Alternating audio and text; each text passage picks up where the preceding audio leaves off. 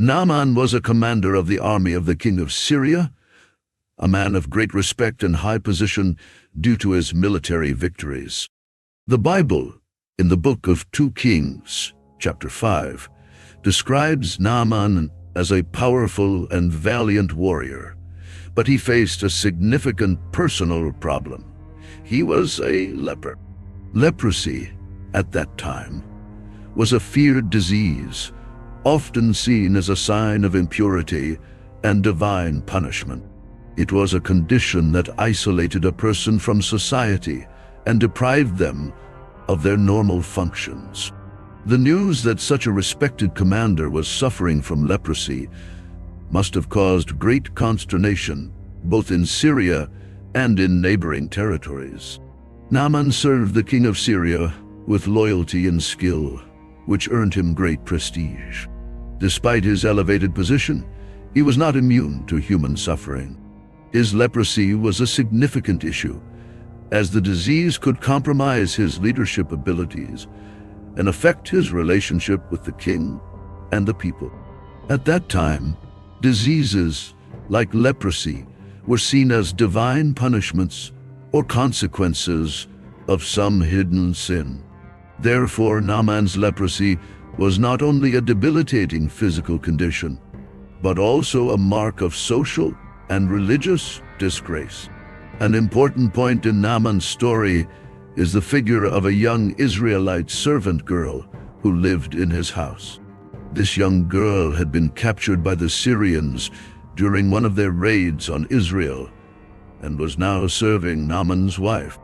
Despite her condition as a prisoner and servant, she demonstrated a spirit of compassion and genuine concern for Naaman's well-being.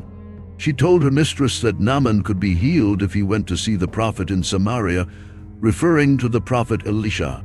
The young girl had faith in God's ability to heal and believed that the prophet Elisha, a man known for his intimacy with God, could be the instrument of that healing. This information planted the seed of hope in the hearts of Naaman and his wife, who may have despaired over the lack of a natural cure. Upon hearing this news, Naaman made the decision to seek help outside his land. He decided to go to Israel to find the prophet and seek healing. This decision was an act of humility and faith, especially since he was leaving his land, where he had power and authority, to a place where he was just a foreigner in need of help. The faith of the young Israelite servant girl became a catalyst in Naaman's journey, demonstrating how God can use unexpected people in seemingly insignificant positions to fulfill his purposes. This is an important lesson about how God sees the hearts of people and how he can use those who have faith, no matter how humble their circumstances may be. The king of Syria, upon learning of Naaman's intention, showed total support for his commander. He wrote a letter to the king of Israel, asking him to provide for Naaman's healing. This letter was sent along with Naaman, who departed with a large entourage, carrying valuable gifts: 10 talents of silver, 6,000 shekels of gold, and 10 sets of clothing. This generous offering of gifts underscores the desperation and seriousness with which Naaman and the king of Syria approached their quest for healing. They were willing to spend a considerable amount of resources to achieve what they wanted, highlighting the seriousness of Naaman's condition and the value they placed on his potential recovery. Naaman set out for Israel, carrying with him great hope, but also many questions and uncertainties about what lay ahead. This introduction lays the groundwork for the drama that would unfold in the following sequence. Naaman, a man of great power and prestige, was about to encounter the unknown and learn important lessons about humility, faith, and obedience. Naaman departed for Israel with high expectations and the letter from the king of Syria in hand, believing that his healing was within reach. When he arrived in the territory of Israel, he went directly to the king of Israel to deliver the letter. The letter read, "Now when this letter reaches you, you will know that I have sent Naaman, my servant, to you, so that you may cure him of his leprosy." The letter from the king of Syria caused great turmoil in the Israelite court. The king of Israel, upon reading the content, was deeply disturbed and tore his robes in a sign of anguish and despair. He exclaimed, "Am I God to kill and to give life, that this man sends word to me to cure a man of his leprosy? Consider and see how he seeks a quarrel with me."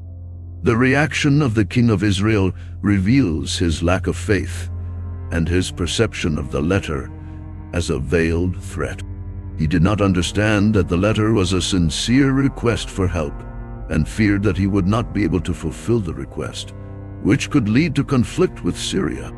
He did not have the same understanding and confidence in the power of God as the young Israelite servant in Naaman's household. For the king, the situation seemed like a political trap, a reason for Syria to declare war on Israel if he failed to heal Naaman. While the king was in agony, the news of Naaman's arrival and the letter from the king of Syria reached the ears of the prophet Elisha. Elisha was known as a powerful prophet in Israel, someone who had performed many miracles and who was closely connected to the power of God. When Elisha heard about the incident, he sent a message to the king of Israel, saying, "Why have you torn your robes? Let him come to me, and he will know that there is a prophet in Israel." Elisha was confident in God's power to perform miracles and wanted Naaman to know that the God of Israel was the only true God who could heal him. Naaman then went with his horses and chariots and stopped at the door of Elisha's house. He expected to be received in a grand manner, perhaps even with an elaborate healing ritual, given his elevated position and the value of the gifts he had brought. However, to his surprise, Elisha did not come out to meet him personally. Instead, he sent a messenger to give him simple instructions. "Go and wash yourself 7 times in the Jordan River, and your flesh will be restored, and you will be clean." This simple instruction left Naaman furious and offended. He had imagined that the prophet would come out, stand before him, invoke the name of the Lord his God, wave his hand over the infected area, and cure the leprosy. He expected a dramatic and grand process, something that reflected his status and the magnitude of the problem he faced. Furthermore, Naaman resented the idea of washing in the Jordan, an Israeli river, considering it inferior to the great rivers of Syria, such as Abana and Pharpar. He said, "Aren't Abana and Pharpar, the rivers of Damascus, better than all the waters of Israel? Could I not wash in them and be clean?" Naaman was on the verge of leaving, extremely angry and ready to return to Syria without being healed. His reaction revealed his pride and the expectation that his position as commander would guarantee him special treatment. At that moment, he was more focused on the method than the miracle, more concerned with his honor than his healing. It was in this moment of crisis that Naaman's servants approached him and advised him with wisdom and humility. They said, "My father, if the prophet had told you to do something difficult, would you not have done it? How much more then, when he says to you, 'Wash and be clean'?" His servants reminded him that if the prophet had asked for something complicated or costly, Naaman would have certainly done it. So why not follow a simple instruction, even if it seemed humiliating or made no sense to him? This was a crucial moment for Naaman. His servants, people of much lower status than him, showed more faith and spiritual discernment. They managed to persuade him to reconsider his decision, leading him to reflect on the true purpose of his journey: healing. Sometimes, pride and the expectation of how God should act can prevent people from receiving his blessings. Naaman was learning a valuable lesson about humility and the importance of trusting in God, even when divine methods did not make logical sense or meet human expectations.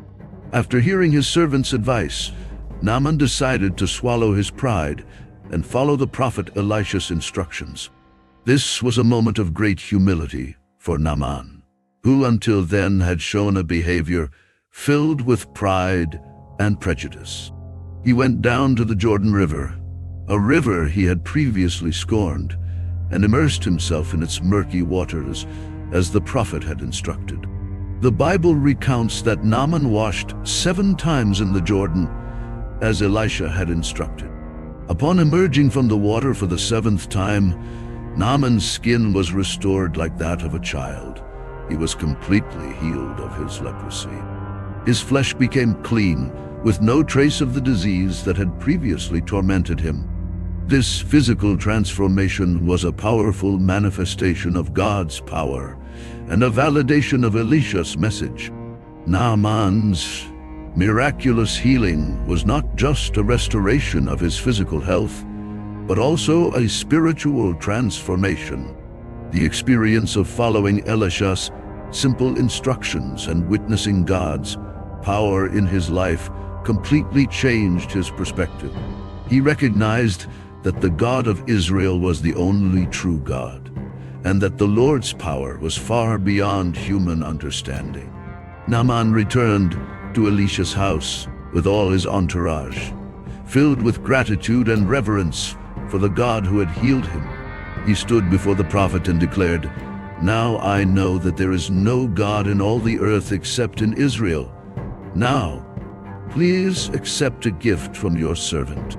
Naaman wanted to express his gratitude through generous gifts, offering the prophet silver, gold, and fine garments that he had brought with him as honor presents.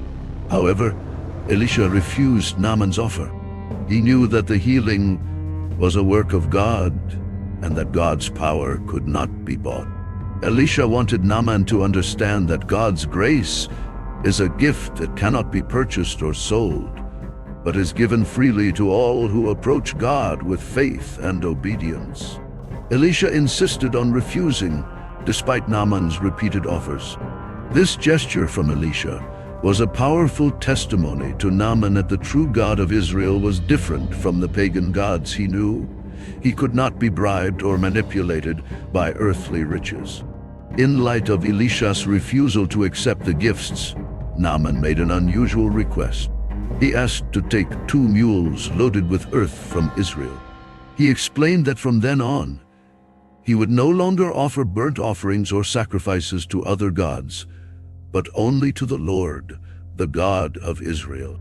Naaman's request to take soil from Israel symbolized his conversion and commitment to the God of Israel.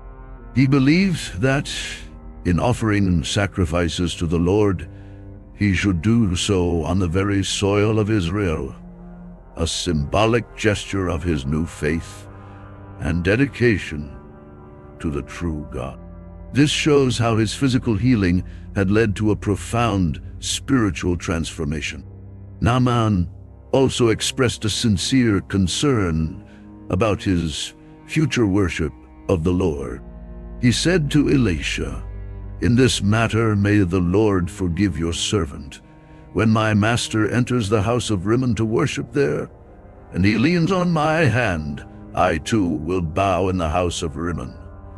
When I bow in the house of Rimmon, may the Lord forgive your servant in this." Naaman was worried that, upon returning to his homeland and resuming his role as the commander of the Syrian army, he would have to accompany the king of Syria to the pagan temple of Rimmon. Naaman wanted to assure Elisha and the Lord that his participation in these ceremonies would not represent idolatry or unfaithfulness to the God of Israel. He was aware of the importance of his new faith and wished to maintain his integrity, even amidst the obligations of his position. Elisha responded to Naaman with a simple "go in peace." This demonstrated Elisha's understanding of Naaman's situation and his new faith. Elisha recognized Naaman's sincerity and his commitment to worship exclusively the Lord, even amidst the political and religious complexities of his position. This response also indicates Elisha's compassion and understanding, as he did not impose an excessive burden on Naaman, but allowed him to return to his homeland with a peaceful heart, knowing that his new faith was accepted by the God of Israel. Naaman, now a changed man both physically and spiritually, set off for home with a new understanding of the God of Israel. He had learned deep lessons about humility, faith, and obedience, and he was determined to live according to this new revelation in his homeland. Naaman represents the conversion of a Gentile to the true God, a foreshadowing of the universal reach of God's redemptive plan, which would be fully revealed in Jesus Christ. After Naaman's departure, the story takes an unexpected turn with the appearance of Gehazi, the servant of Elisha. Gehazi, unlike his master, did not share the same integrity and disdain for material possessions. He saw Naaman's generosity as an opportunity for personal gain and was disturbed by Elisha's decision not to accept any gifts from Naaman. Gehazi thought to himself, "Behold, my master has spared this Syrian Naaman, not accepting from his hands what he brought. But as the Lord lives, I will run after him and take something from him." Moved by greed, Gehazi decided to act on his own. He ran after Naaman and his entourage. When Naaman saw Gehazi coming after him, he got down from his chariot to meet him and asked if everything was well. Gehazi, without any hesitation, lied to Naaman, saying, "My master sent me to say to you, right now, 2 young men from the sons of the prophets have just come to me from the hilly region of Ephraim. Give them, therefore, a talent of silver and 2 changes of clothes." Gehazi invented this story to justify accepting the gifts, pretending that Elisha had changed his mind because of the arrival of visitors in need of help. Naaman, who now had a generous and grateful heart, promptly complied with Gehazi's request. He insisted on giving Gehazi 2 talents of silver instead of 1, along with 2 changes of clothes. He even sent 2 of his servants to help Gehazi carry the weight of the gifts back. Gehazi accepted the gifts, hid them in his house, and dismissed Naaman's servants. He thought he had gotten what he wanted without anyone knowing, but Gehazi's greed and deceit did not go unnoticed by the Lord. When Gehazi returned to Elisha, his master questioned him, "Where did you come from, Gehazi?" Gehazi lied again, replying, "Your servant did not go anywhere." However, Elisha, with prophetic discernment, knew exactly what Gehazi had done. He said to Gehazi, "Did not my heart go with you when the man turned back from his chariot to meet you? Was this a time to take silver, and to take clothes, and olive orchards, and vineyards, and sheep, and oxen, and male and female servants?" Elisha severely rebuked Gehazi for his greed and dishonesty. He explained that it was not the time to accept gifts and material gain, for such an attitude was not in line with the spiritual mission he had received from God. Gehazi's greed and his lie demonstrated a complete lack of understanding of what it meant to be a servant of God. Elisha pronounced a punishment upon Gehazi. "Therefore, the leprosy of Naaman shall cling to you and to your descendants forever." Immediately Gehazi went out from Elisha's presence, leprous, as white as snow. The punishment that fell upon Gehazi was not only physical, but also spiritual. His greed and dishonesty not only caused him leprosy, but also drove away God's blessing and presence from his life. Gehazi, who could have inherited the anointing and ministry of Elisha, ended up marked by the same disease that had been healed in Naaman, as a clear warning about the consequences of sin and disobedience. This tragic outcome serves as a powerful contrast to Naaman's experience. Naaman, a Gentile, showed faith and obedience to the God of Israel and was healed of his leprosy, while Gehazi, an Israelite, allowed greed and deceit to poison his heart and resulted in his punishment. Gehazi's story underscores the seriousness of integrity in serving God and the danger of covetousness. It also highlights divine justice, showing that God sees the hearts and does not tolerate corruption or dishonesty, especially among those called to represent him. The story of Naaman and Gehazi concludes with a clear lesson about God's grace and justice. While Naaman was healed by grace and faith, Gehazi was punished for his lack of faith and integrity. God offers his grace freely, but also demands honesty, obedience, and a pure heart from his servants. The story of Naaman and Gehazi is rich in lessons of faith, obedience, humility, and the sovereignty of God. Naaman, initially a pagan and foreigner, experienced a profound transformation in his life upon encountering the true God of Israel. His journey began with despair and a search for physical healing, but resulted in a spiritual renewal that completely changed his life. He was healed not only of his leprosy but also of his spiritual blindness, coming to recognize the power of the God of Israel above all other gods. What started as a physical journey transformed into a spiritual pilgrimage. Naaman's story shows that God's healing goes beyond the physical. It is also an act of grace that leads to salvation and a change of heart. Naaman's leprosy, a symbol of impurity and separation, was completely removed, and he was restored both in body and spirit. He acknowledged that there was no other God in all the earth except the God of Israel, and he committed to worshiping God with all his heart. Naaman had to overcome his pride and prejudice to experience God's healing. He initially resisted the idea of washing in the Jordan, a river he considered inferior to those in his homeland. However, he learned that obedience to God, even when it does not make logical sense or offends our pride, is the key to receiving his blessings. The simple act of washing in the Jordan 7 times was a test of faith and humility. This lesson is vital for all who seek God. It is necessary to obey His word and trust in Him, even when we do not understand or do not like His instructions. In contrast, the story of Gehazi shows the tragic consequences of ignoring these lessons. Gehazi was in the privileged position of being the servant of Elisha, one of the greatest prophets of Israel, but he did not learn from his master the importance of faith, humility, and honesty. Instead, he was seduced by greed and the opportunity for material gain.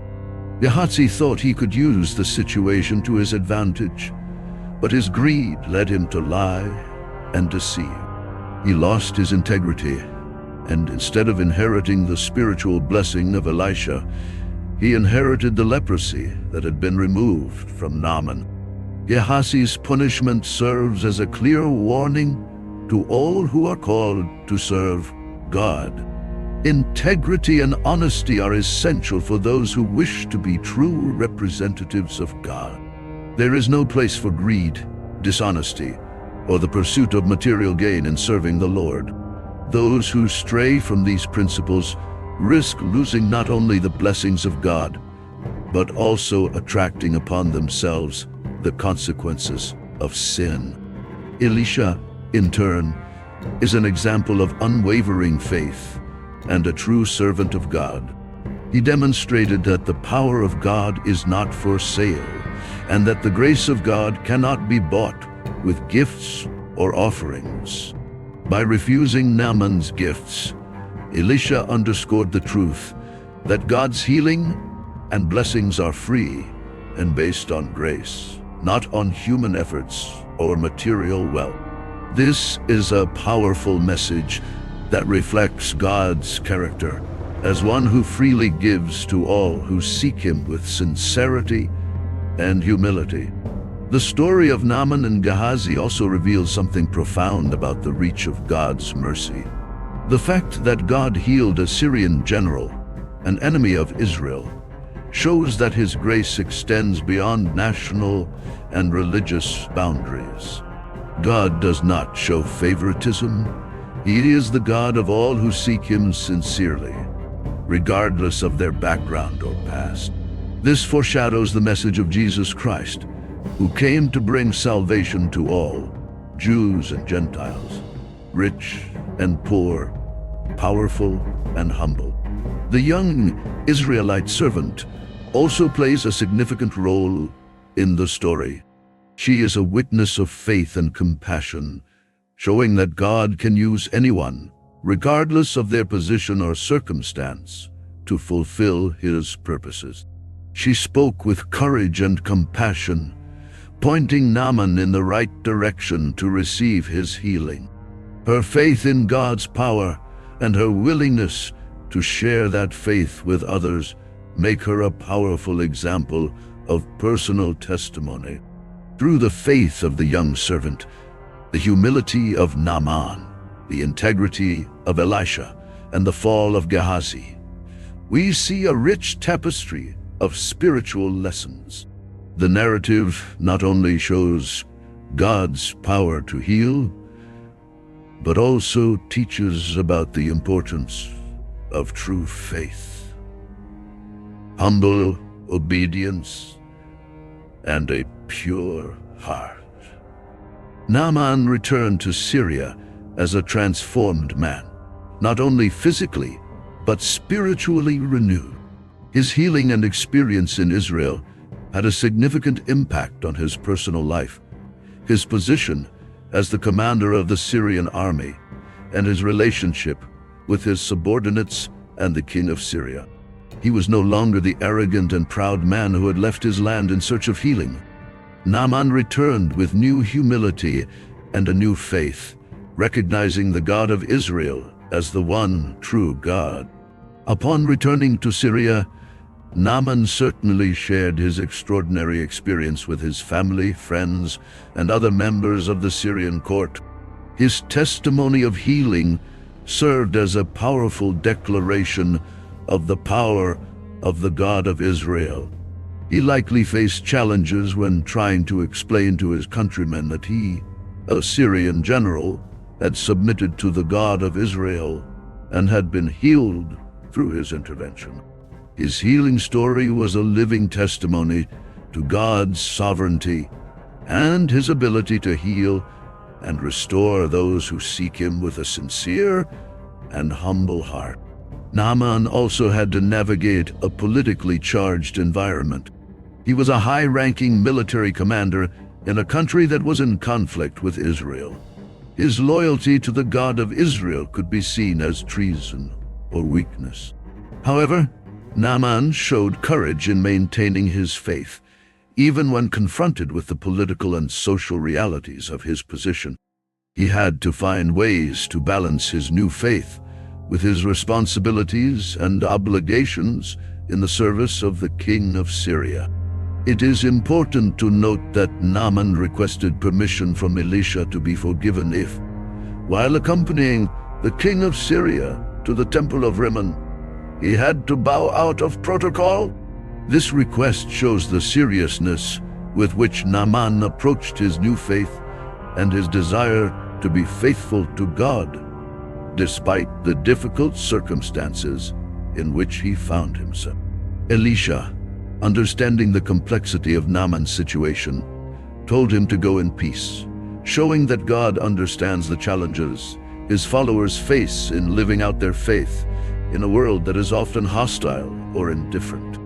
Naaman's story continues to be a powerful example of how God is willing to extend his grace and mercy beyond human boundaries. Naaman was a foreigner, a Gentile, and a commander of an enemy army, yet God chose to show his mercy and healing power to him.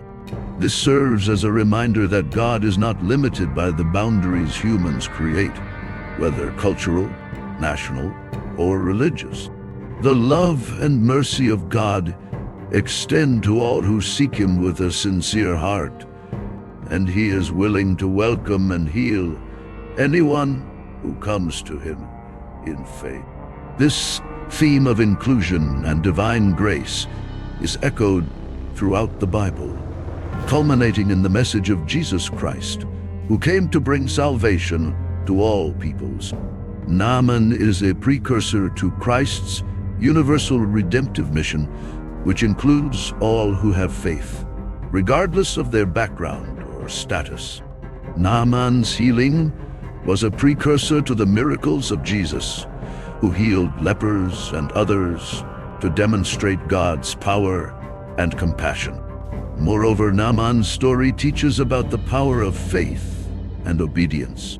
Naaman had to trust the advice of the prophet Elisha, even when it seemed ridiculous to him. The instruction to wash 7 times in the Jordan River seemed a meaningless task for a man of his position. However, it was through obedience to this simple instruction that he experienced healing. This teaches us that faith and obedience go hand in hand. Often, God calls us to act in faith, even when we do not fully understand his ways. Naaman's narrative also highlights the role of servants and lesser characters, who, with simple faith and courageous actions, make a significant difference. The young Israelite servant, for example, played a crucial role in pointing Naaman in the right direction to find healing. Her simple testimony and faith in God were the catalyst that set everything in motion. This is a reminder that God can use any of us, regardless of our position or circumstance, to fulfill his purposes. Finally, the story serves as a warning against greed and dishonesty, as demonstrated by Gehazi. His behavior shows that being close to the things of God is not enough. A pure heart and a life of integrity are necessary. The leprosy that fell upon Gehazi and his descendants serves as a reminder that sin has serious and lasting consequences. However, the story also underscores that God is gracious and desires to heal and restore those who turn to him with a repentant heart. Naaman's story emphasizes the importance of obedience and simplicity in faith. God could have chosen a more grandiose method to heal Naaman, something that would be more fitting for the high status of the Syrian commander. Instead, he chose a simple and humble way, washing 7 times in the Jordan River. This reveals a crucial aspect of God's nature. He desires that those who seek him do so with a humble heart, willing to obey, regardless of external appearances or personal pride. Naaman had to overcome his pride to submit to this seemingly simple and, for him, humiliating command. Initially, he was furious and almost gave up, but it was the simplicity of faith from his servants that convinced him to obey. They said to him, "My father, if the prophet had asked you to do something difficult, wouldn't you have done it? How much more when he simply says to wash and be cleansed?" These simple yet wise words led Naaman to reconsider and ultimately obey the command of Elisha. This obedience, despite seeming foolish by human standards, was rewarded by God with healing. This reflects a profound spiritual truth. God's blessing often comes through obedience to His instructions, even when they do not make sense to us. God frequently uses simple means to accomplish His purposes and test the faith of those He desires to bless.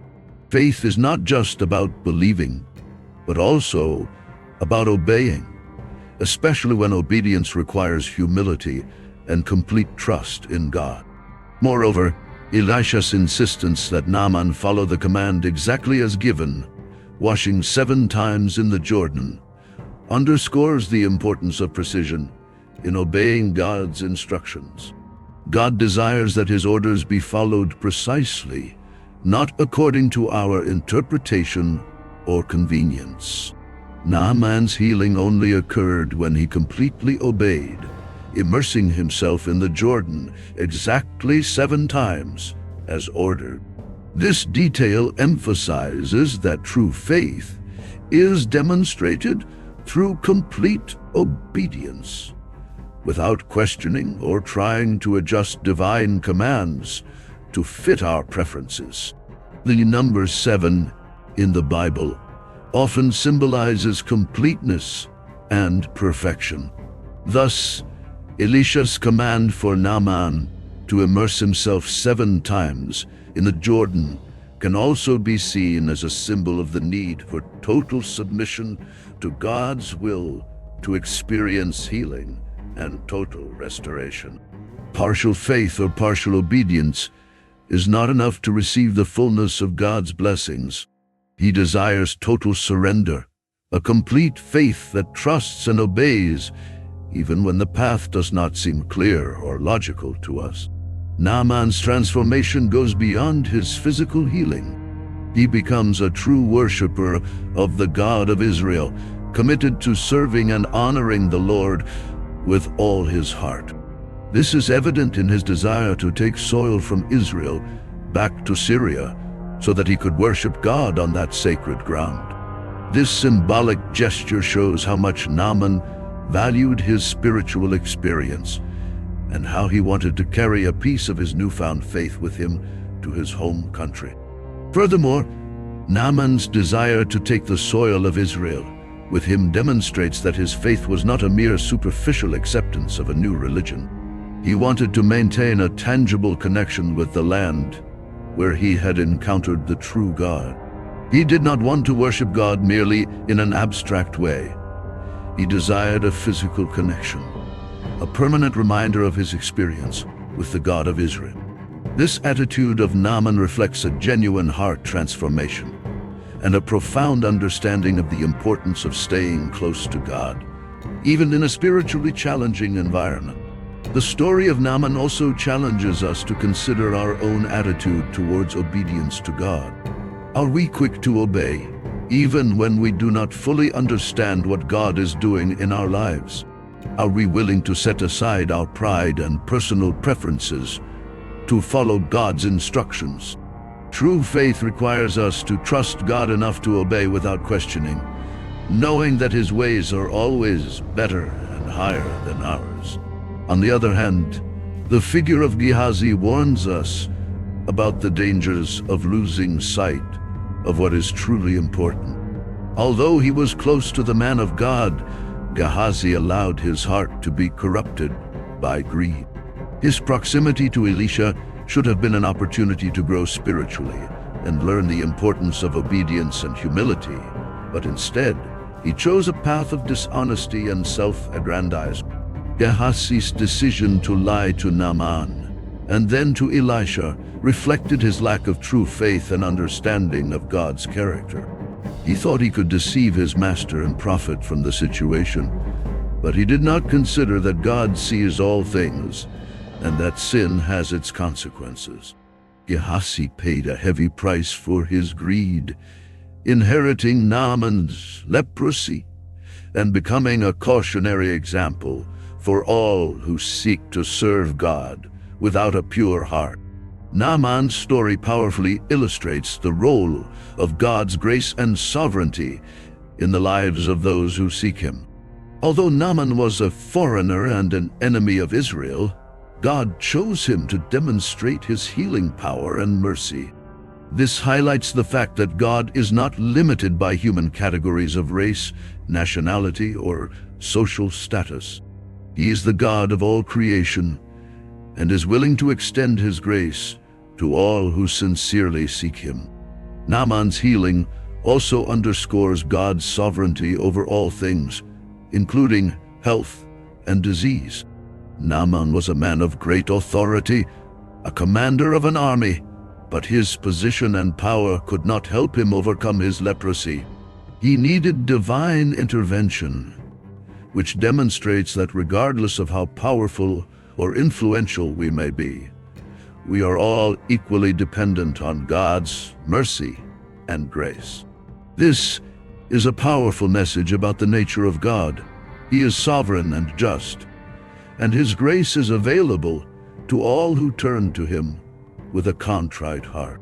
Moreover, the way God chose to heal Naaman through obedience to a simple command to dip in the Jordan highlights that God's grace often manifests in ways that challenge human expectations. Naaman expected an elaborate ritual or a grand ceremony, but God chose to use a simple method to demonstrate that his grace and power are not tied to human rituals or traditions, but to faith and obedience. This simplicity is a recurring theme in Scripture, where God often chooses the humble and despised things of this world to confound the wise and the powerful. Naaman's story is a clear example of how God can use seemingly insignificant means to accomplish great works, teaching us not to underestimate small acts of faith and obedience. Often, it is through simple things that God performs his greatest miracles. Naaman's response upon being healed was a testimony of his spiritual transformation. He recognized that the God of Israel was the only true God and committed to worshiping him alone. This shows that his healing was not just physical, but also a profound spiritual healing. Naaman was purified on the outside and the inside, and his confession of faith was a powerful testimony to all around him. Naaman's desire to take soil from Israel back to Syria reflects a deep change in his spiritual understanding. He wanted to create a space in his own country where he could worship the God of Israel. This suggests that his experience in Israel was not just an isolated event, but the beginning of a life dedicated to following the true God. The soil of Israel symbolized for Naaman the place of God's presence, and he wanted to keep that connection alive in his own homeland. This story reminds us that true faith in God is not limited by geographical or cultural boundaries.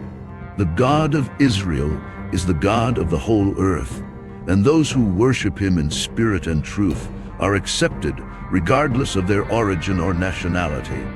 Naaman's faith as a foreigner highlights the universal message of the gospel, which extends to all peoples, tribes, and nations. The figure of Gehazi, however, offers a stark contrast to Naaman. While Naaman was transformed by God's grace and obedience, Gehazi was corrupted by greed and deceit. His leprosy was the result of his sin and disobedience, showing that being close to the things of God without a sincere heart can lead to condemnation instead of blessing. Gehazi underestimated the seriousness of his sin and the consequences of his actions.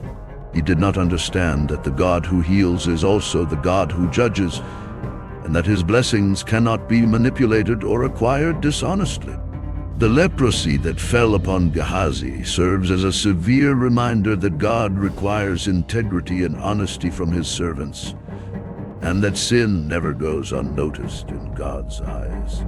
Gehazi's leprosy was a symbol of his spiritual impurity. just as Naaman's healing was a symbol of his purification and spiritual renewal. Naaman, the foreigner, was purified by his faith and obedience, while Gehazi, the Israelite, was punished for his dishonesty and greed. This inversion of roles serves to show that what truly matters to God is the state of the heart, not the position, status, or nationality of a person. The story of Naaman and Gehazi offers valuable lessons for all who seek to follow God. It reminds us of the importance of humility, obedience, and integrity in spiritual life. It also highlights the need to depend on God's grace and to remain faithful to Him, regardless of circumstances. Naaman was transformed by his faith, while Gehazi was destroyed by his greed, showing that the choices we make in our walk with God have eternal consequences. Naaman's transformation did not go unnoticed. His healing and subsequent conversion were significant events that likely had a considerable impact on the Syrian court and his community. As the commander of a powerful army, the story of his healing would have been widely shared and discussed. Naaman became an example of how divine intervention can change the course of a life and profoundly influence those around him. Naaman not only testified to his healing, but also to the internal change he experienced. He returned to his homeland with a new perspective and a new spiritual commitment. His experience served as powerful evidence of the power and mercy of the God of Israel. For many in Syria, Naaman's story was irrefutable proof that the God of Israel was real and active, capable of performing miracles and transforming lives. Naaman's transformation also demonstrated the impact that a personal testimony can have on the lives of others. When Naaman returned to Syria, he likely shared his experience with his family, friends, and political leaders. His testimony not only confirmed the reality of God's power, but also offered a testimony of faith to those who were listening. The story of his healing could have led others to consider the possibility that the God of Israel was a God worthy of worship and respect. Naaman, as a high-profile public figure, had the ability to influence many. His testimony likely encouraged others to seek the God of Israel, opening doors for discussion about faith and religion. His change of heart and new faith in God not only impacted his own life, but could have created a more receptive environment for the message of the God of Israel in Syria. Moreover, Naaman's transformation shows the impact of a personal testimony on the life of a nation. When a high-profile leader demonstrates faith in God and shares the experience of healing and renewal, it can create a domino effect, leading others to explore and consider faith as well. Naaman was not merely a soldier, he was a commander and a leader, and his testimony had the power to reach and influence many. However, the story also highlights that the impact of a testimony can vary. While Naaman was healed and transformed, this does not guarantee that everyone who heard his testimony would accept it or follow the same faith. The choice to accept God's message is personal and depends on the heart of each individual. Naaman may have influenced many, but the acceptance of God's message still relies on each person's willingness to listen and respond. As Naaman returned to his land with a new faith, the contrast with Gehazi serves as a reminder that not everyone will respond positively to God's message. Gehazi's life demonstrates that proximity to spirituality is not enough. One must have a true and sincere heart. Gehazi's choice to seek personal gain and deceive his masters resulted in his own destruction, evidencing that dishonesty and greed have severe consequences. The lesson for believers is clear. True transformation is visible and leads to a change in behavior and attitude. Genuine faith in God results in a life that reflects the principles of honesty, integrity, and devotion. The story of Naaman serves as a model of how spiritual and physical healing can transform a life, and how the testimony of a transformed life can have a lasting impact on others. Naaman's testimony also challenges us to consider how we live out our own faith. Are we willing to share our experiences with others and be an example of God's transformative power in our lives? Are we ready to live according to the principles we profess and allow our lives to reflect the truth of our faith?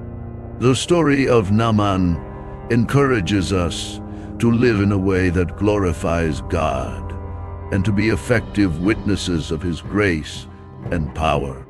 The impact of a life transformed by God can be profound and lasting. Naaman, with his healing and new faith, became a living testimony of God's power, and his story continues to inspire and teach about the importance of faith, obedience, and integrity. He is an example of how God can use even those who are initially considered foreigners or enemies to fulfill His purposes and reveal His grace and mercy to the world.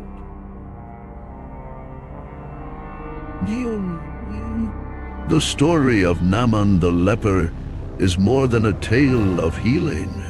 It offers timeless lessons about faith, obedience, humility, and the grace of God. His narrative continues to resonate with believers and inspire spiritual reflection, showcasing the importance of sincere faith and a transformed life. One of the central lessons of Naaman's story is the need for humility and obedience. Naaman, despite his high status and initial pride, had to submit to the command of a prophet of God and obey a simple instruction to be healed. This teaches us that true faith often requires us to set aside our pride and accept the simplicity of divine instructions. Complete obedience, even to something that may seem insignificant, is crucial for experiencing the blessings and healing that God offers. The simplicity of Naaman's healing, dipping in the Jordan River 7 times, contrasts with human expectations of a more elaborate solution. This underscores the truth that God often operates in ways that challenge human conventions and shows us that His ways are higher than ours. The story reminds us that often what God asks may seem simple or even incomprehensible, but it is obedience to those instructions that brings about transformation. Furthermore, Naaman's spiritual transformation demonstrates the depth of God's grace. Despite Naaman being a foreigner and an enemy of Israel, God chose to demonstrate His mercy and power through him. This reflects the inclusive nature of God, who extends His grace to all, regardless of their background or past. Naaman's transformation and his decision to worship only the God of Israel emphasize that true faith transcends cultural and national barriers and is accessible to all who sincerely seek it. The contrast between Naaman and Gehazi also offers important lessons about integrity and the pursuit of personal gain. While Naaman was healed and transformed by his faith and obedience, Gehazi suffered the consequences of his dishonesty and greed. This illustrates that being close to the things of God does not guarantee divine blessing, and that the character and intentions of an individual are fundamental to receiving God's grace and favor. Gehazi's story serves as a warning against corruption and dishonesty, highlighting the need for a pure heart and an honest life. The impact of Naaman's testimony also reminds us of the importance of sharing our faith experiences with others. The story of his healing and transformation not only changed his own life, but also had the potential to influence many others. Similarly, our own stories of faith and transformation can serve as powerful testimonies of God's grace and power. The way we live our faith and share our experiences can have a lasting impact on the lives of those around us and beyond. Naaman also teaches us that true faith is demonstrated through actions, not just words. His willingness to obey the prophet's instructions and the change in his heart and attitude reflect the genuine transformation that occurs when someone encounters the living and true God. The story challenges us to live an active faith that manifests in acts of obedience and personal transformation. Finally, the story of Naaman reinforces the idea that true healing goes beyond physical restoration. Naaman was not only healed of his leprosy, but also experienced a spiritual healing that led him to recognize and worship the God of Israel. This complete transformation is an example of how divine intervention can transform all areas of our